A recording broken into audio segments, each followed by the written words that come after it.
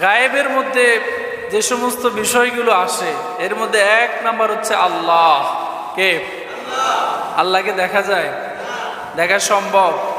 তবে আমরা এক সময় দেখব কোথায়? জান্নাতে। কোথায় গেলে? উজুহু ইয়াউমাইযিন নাযিরা ইলা রাব্বিহা নাযিরা। কার কথা?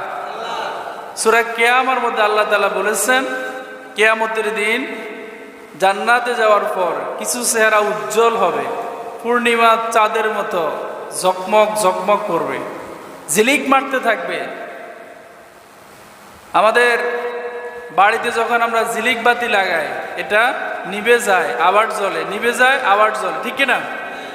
নবী করিম সাল্লাল্লাহু আলাইহি ওয়াসাল্লাম যখন বললেন সাহাবায়ে কেরামদের সামনে আল্লাহকে মানুষ দেখবে, তখন সাহাবায়ে কেরাম অবাক হয়ে গেলেন, বললেন আল্লাহকে কিভাবে দেখা সম্ভব?